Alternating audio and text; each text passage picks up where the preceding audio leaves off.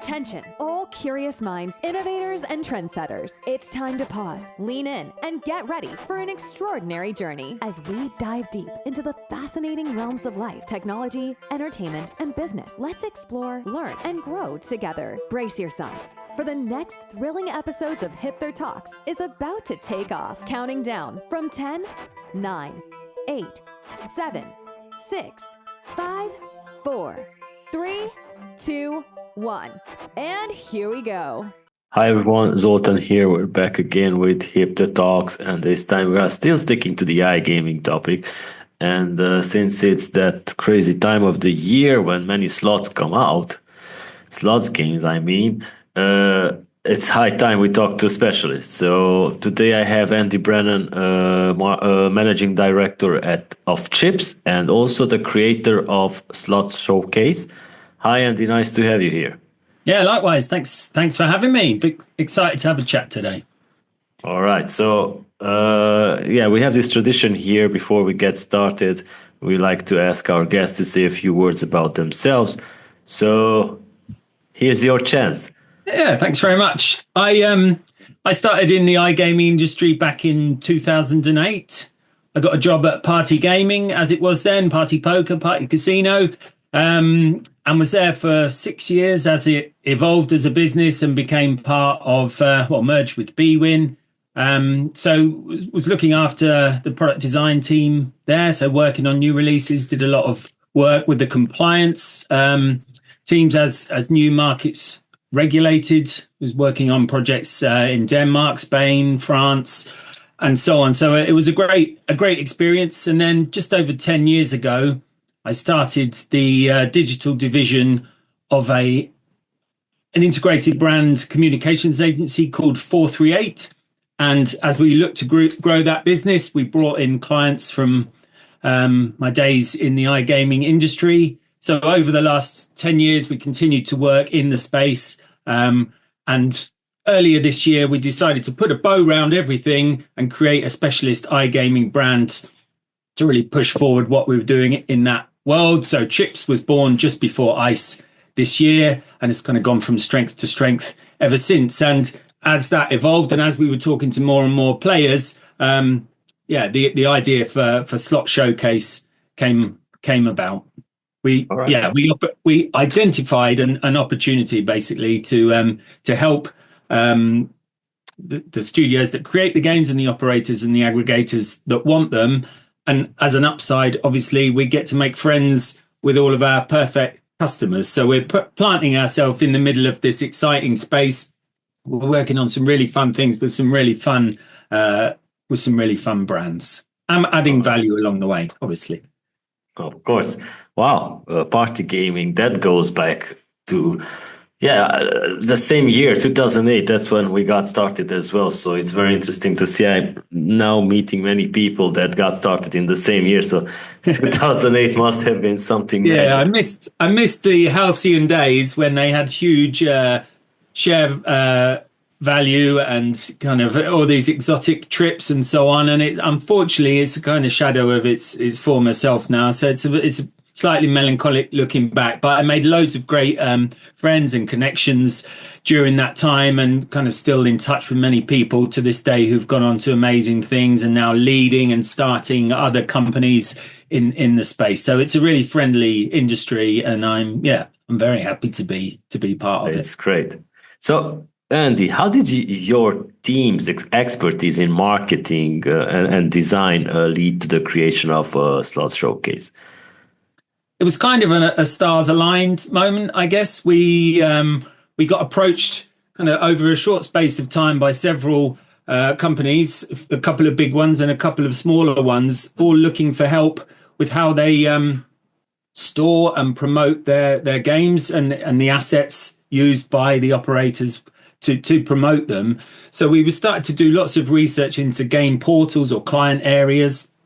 And in doing that, we just noticed there was a kind of huge chasm between the very kind of best at one end and everything else at the bottom. And they're not necessarily a load of middle ground. People are either doing it really well or not that well. And that starts with the portals themselves. Some people are using kind of homemade things. Other people have really sophisticated online repositories and so on with great searching functionality. But it was the kind of game details themselves that kind of sparked the idea for Slot Showcase. There's hundreds of games obviously being released every month, hundreds of really cool looking bits and pieces.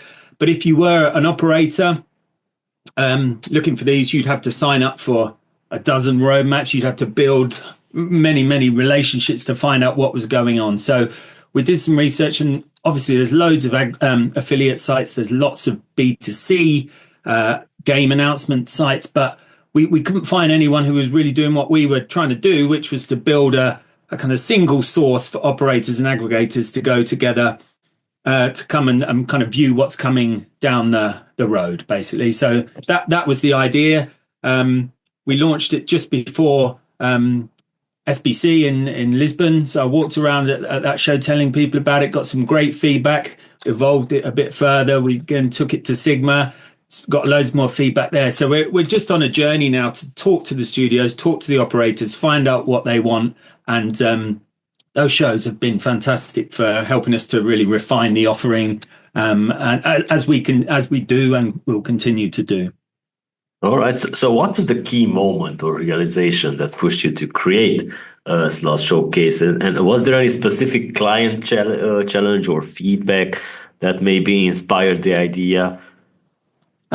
We've been talking to a lot of studios now as part of our research, and it is really hard to differentiate when you're creating games. We know that months and months of effort goes into putting something together.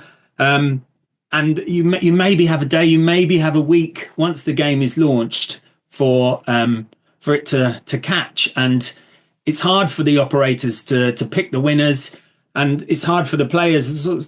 They're only ever going to really see a fraction of what comes out every month. So again, it's about that consolidated view, and we're definitely a B2B focus. So we obviously understand the players are along the journey, but for us, it was about creating that single place. And it just seems to have struck a chord. We offer it as a free service, as you may know. So, people are happy to sign up, but it also looks good. We have lots of experience of building brands and building websites. So this was a great way, hopefully, just to bring some of that chaos and disorder which comes around the game launches under control, and give somebody a kind of trusted, independent, impartial place to disseminate the information.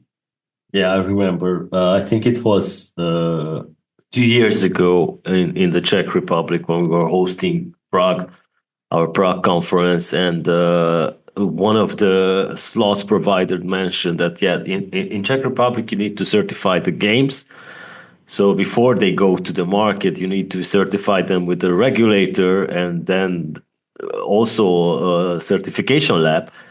And it's funny that they also mentioned that it takes about 6 months, maybe 8 months to develop a slots game. And then the player plays maybe 10, 15 minutes, seconds, and then he moves on to the next one. So it's an interesting process.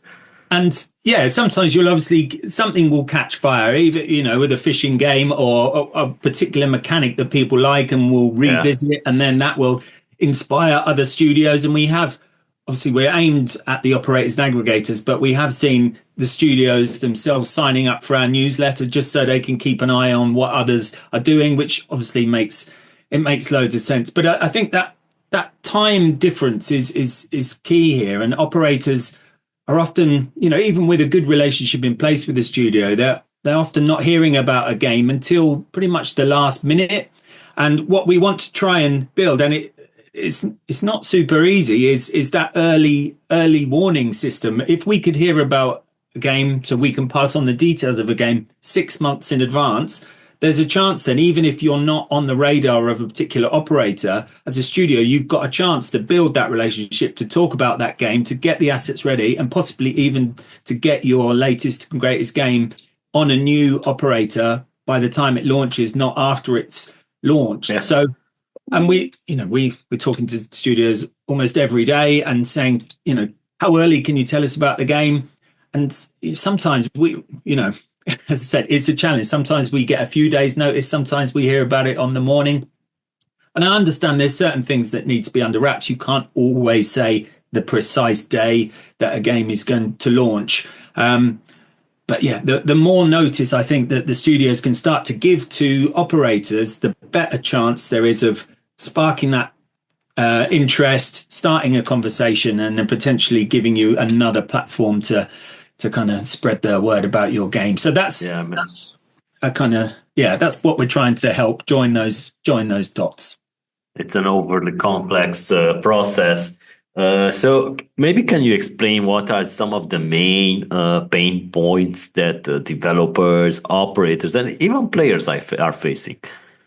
There is just so much choice, isn't it? We were talking about it the other day, and it kind of, if you liken it to a warehouse of games, thousands of games, players are really only going to see that first aisle of this warehouse. So getting onto a prime spot in a lobby, a casino lobby, could be the make or break of a game, and often that is down to the relationships, and obviously they're going to take a while to develop. And say this industry is very friendly. A lot of people stay in it for a long while. So there's a good chance that these relationships have built up over time. But for a new studio coming in, obviously you've mentioned earlier about the trials and tribulations of getting regulatory compliance approval. The time it takes is hard, it's expensive. So as a new studio, maybe you take the decision to join an aggregator. Maybe that's your route to market. Maybe you partner with another bigger platform. But in both cases, you're having to compromise some of the freedom. You have to toe the line a bit. And obviously there's a balancing act to this, and there's pros and cons for both. For many studios, they don't have a dedicated marketeer. So they're brilliant at making games. They're focused on making games. They have these roadmaps that, the games are the be all and end all. And not all of them then have somebody in charge of helping those games land and making sure when they do, they're looking their absolute best and all the questions are answered. And again, as an agency that helps studios do this, that's another thing that we kind of acutely zero in on, without needing tons of investment. And it's definitely something you could bring in-house if you're a studio without needing kind of a massive team, but just having somebody whose role it is to make sure you're showing the games in their absolute best light as early as possible. They also need to point out the unique elements of the game as well. So it's not just pretty pictures. It's why is this a kind of evolution or a wrinkle on an idea or an enhancement, or there's some great walking around Sigma and at SBC. There's some great collaborations now. There's some great partnerships happening, and those sort of things are really eye-catching. And some studios are doing this really well. But you need obviously you need a budget for a big hookup like Ronaldinho or someone like that, or to give away a Lamborghini or something. But yeah, or Snoop Dogg. It's about just making. Removing the guesswork for operators and aggregators who may want to take your game and shining a light on the cool features. All right. So it's a heavy investment, involves months of processing, development, and it's a process which is a lottery basically. So either you are going to be successful with that game or not. Even if you are going to work with an aggregator, that doesn't mean a total success. So why do you think so many releases fail to gain traction, even after significant effort and resources, and most probably even design? They can be great design, have great mechanics, but sometimes they just fail. So I do think some of it is down to that point about just not failing to prioritize the brand awareness of your studio and of the game itself. And again, as we've said, there's so much choice, and being able to punch through amongst all the noise, often competing against huge players who are putting out many times the games that a smaller studio would do. And I think it's fair to say, even with a great relationship, a great position on the lobby, lottery, the word you used is fair. Sometimes you just don't know what is going to you don't know what's going to catch fire. Again, we were talking the other day about crash games, and there's probably only Aviator that's really been able to punch through, and that was released by Scribe 5 years ago, something like that. So there's lots of them out there, but that's probably the only one that I would say has kind of caught fire. And obviously they're trying to replicate the success, but it is so tricky. And I think that is obviously why people do go back to favored mechanics and favored themes, because they think that's what people want. But yeah, I do believe things will still evolve, but it is, I mean, I've spoken to some studios, and it must be really disheartening to do all of that. As you said, months of work. And you can tell, if not within 24 hours, within a few days, if you've got a hit on your hands. And, even then, it's probably only got a month of significant play, even if it's a hit.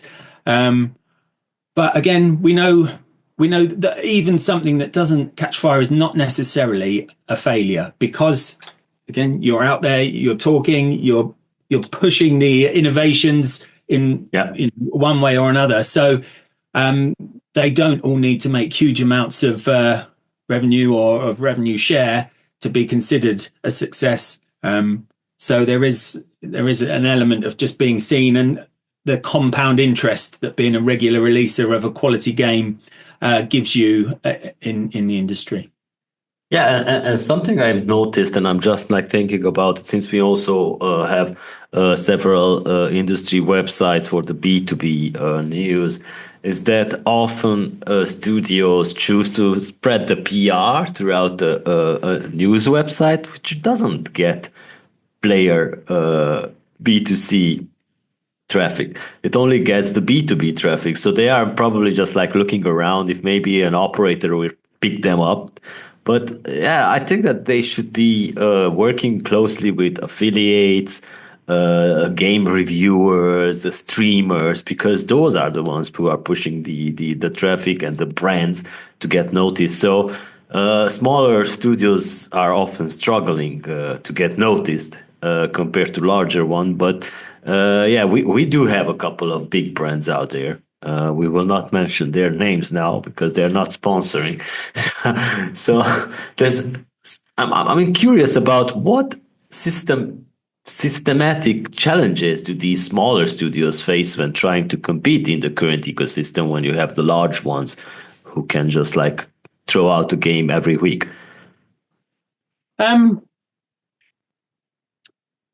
Yeah, it is. It does make it harder. It has to, and I think they're creating these new markets and crash games appealing to younger, wider audiences is one way of doing it, because I think a lot of operators are, as I said earlier, a bit risk averse. So they get games created by their partners because that's what they think people want. And so, if everyone keeps creating 5-reel, 10-line winning slot machines with the same old themes, there is a chance to come in and kind of disrupt. And again, I won't name names, but there are some studios that are starting to do this, even just with the sort of the boldness of their game names and the excellent creative. But yeah, it's hard. It must be, as I said, disheartening to put all this work in, and yeah. All right. So the approval process at the start of that of everything is just really difficult. Okay, so we know that many operators have strong ties with larger studios. Their games are just pushed to their lobby as soon as they arrive. So how does this impact the visibility of innovative games from smaller or independent developers? Again, without wishing to sound like a broken record, I do think that the brand awareness part is one of the keys to unlocking this. What are you sending out to the operators, and how much effort has gone into that, and is it just another zip file of the same old things, or has it been maybe slightly tailored to the operators that you really want to land with? Have you given them everything in a really easy to use way. Have you included that sort of feature sheet at the top that hammers in on those unique parts, the sticky bits of the games? That I think that has to be the way. You can bang the drum as hard as you like as you walk around in the shows as a new provider. You can give away stress balls and pens and other novelties, but at the end of the day, it will be about catching the eye and giving the operators and the aggregators easy decisions to make when it comes to your games, because everything is so ready for them. The onboarding process is easy. The games are bug free. All of these sort of basic hygiene factors, but it all wrapped around a really neat package every time you're launching a game. All right. So coming back to Crash games and other innovative formats, I don't like Crash games, by the way. I think I'm the only person in the industry who doesn't like them, but they are considered as new verticals. So how are these offerings impacting the traditional slots maker? Are they influencing it in any way?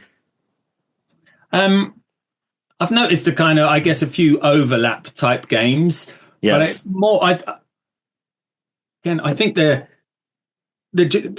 slot machine continues for now, and I think it will for several years as it is. So I'm not sure it's necessarily disrupting the more traditional side. I think it's opening up the market to a wider audience and a younger audience, again, as I think I said earlier.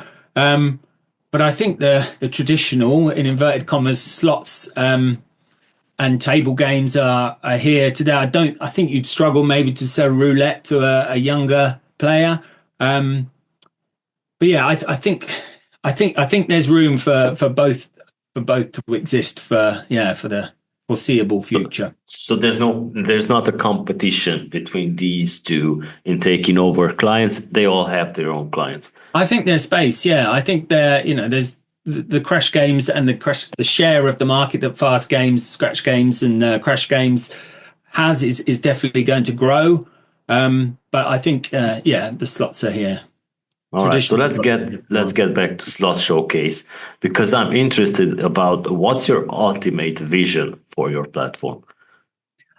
I would love to become the industry's roadmap. So this is what we're telling the studios, to give that single point of reference to anyone looking for what's coming down the line, and it is that early warning system, or early advanced warning of what's coming in an easy to digest way. And I think in the future, I could see us evolving a bit as a fixer or a matchmaker. So you as an operator, again, even as our platform grows, there's going to be more studios, there's going to be more choice. So obviously we can start personalizing, we can offer the filters and enable people to tailor their search results on our side. That's very straightforward.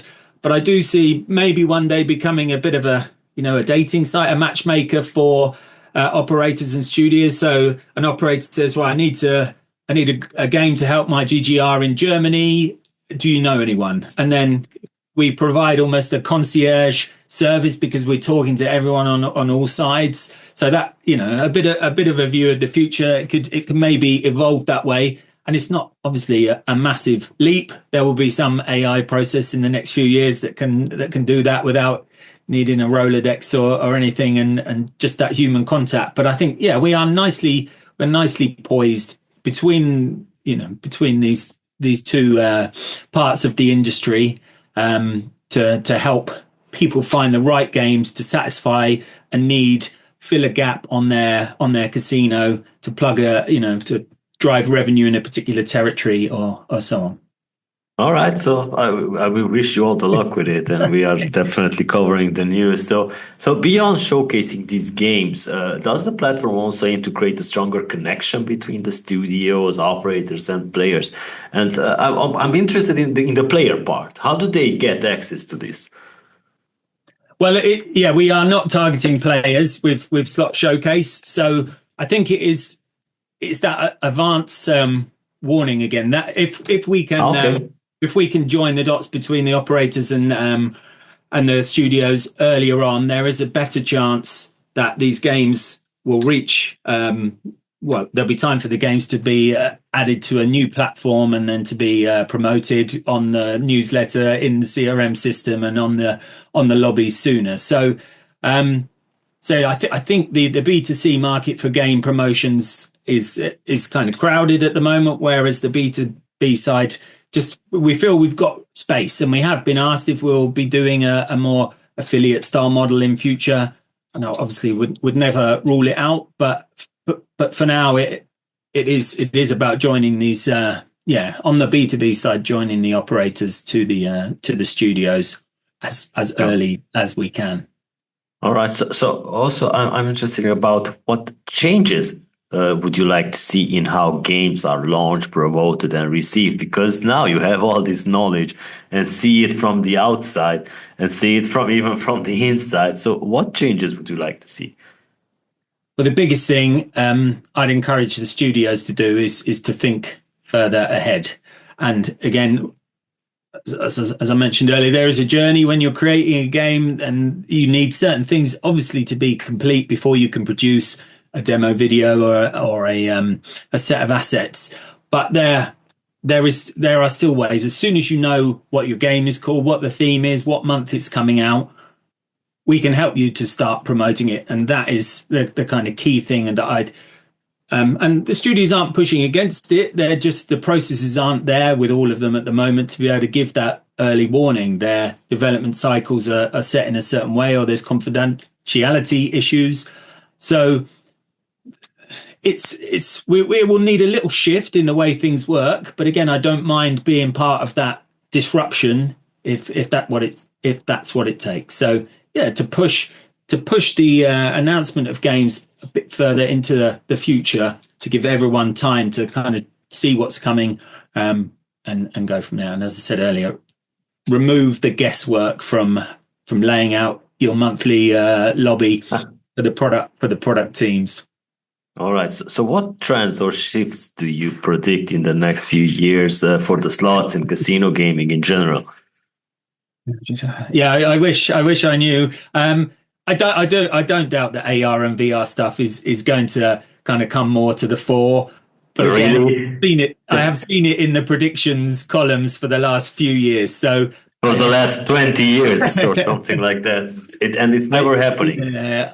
So honestly, I'm not sure. But I think omni-channel will be a thing. So again, it used to be you walk around in Las Vegas and you will see the kind of big hit games that you've seen online and vice versa.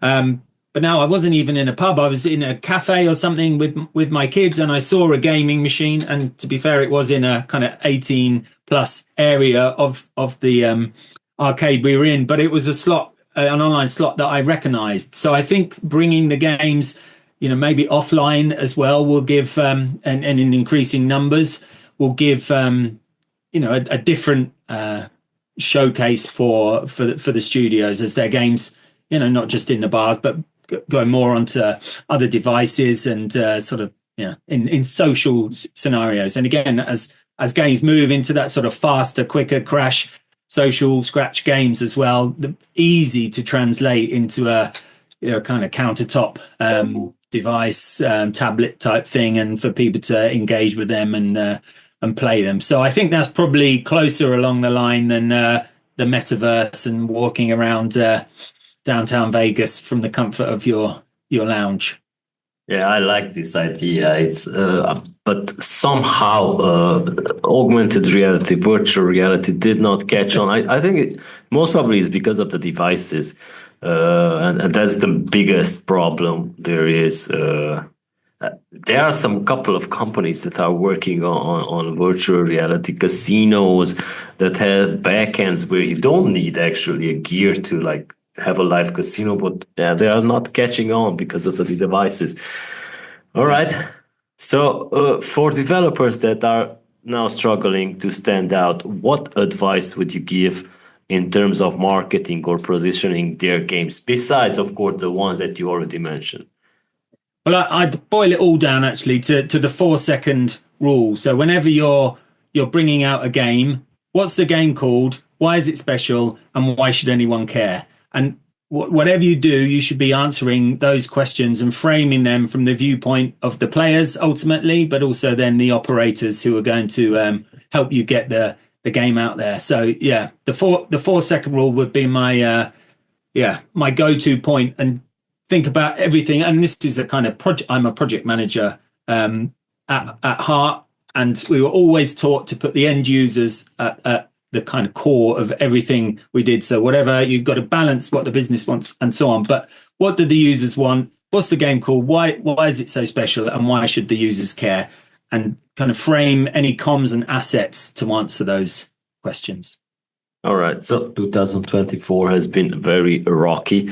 Many new companies entering. It has been a huge growth in terms of B2B. And I think 2025 will continue this momentum. So what excites you most about the future of iGaming, and what role do you see Slot Showcase playing in this future?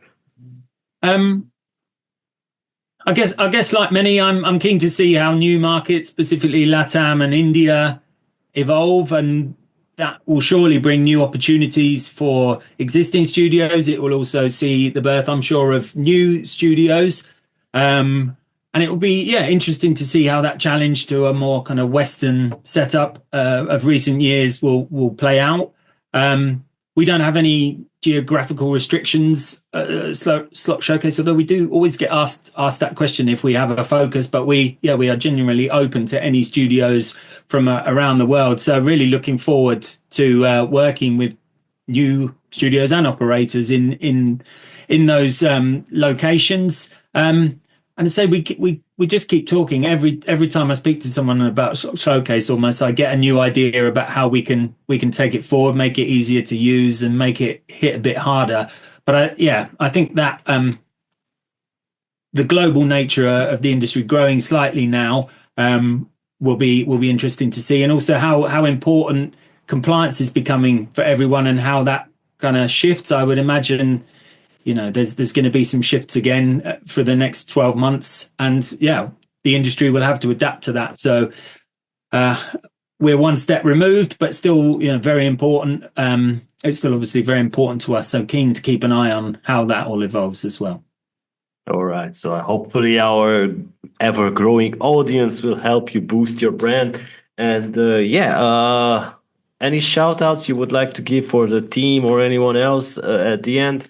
Thank you. So thank you to Sam, Dan, Ian, Dan, and George from the Chips gang, and to all our lovely clients in iGaming land. And I'm sure we'll see many of your listeners in Barcelona. The big gang of us going out for ICE in a few weeks' time now. It's 5 or 6 weeks' time. Really excited to see how the show works in that city, because obviously it's been on our doorstep for the last few years. So really appreciate you having me on today, and for the platform and the insightful questions. All right, thank you so much, Andy. Remember, people, ICE is not happening in London this year. It's in Barcelona. It's much more sunnier there. And thank you for your time, Andy. Thank you for our audience for sticking around. And we will be back next week with more important stuff. Take good care, everyone. Bye. And that's a wrap for this section of Hipther Talks. Thank you for being a part of our journey today. Don't forget to tune in next week for more insights and discussions. Stay connected with us on Spotify, YouTube, Google Podcasts, Amazon Music, Apple Podcasts, and more. Until then, keep exploring and keep growing. We'll see you next time.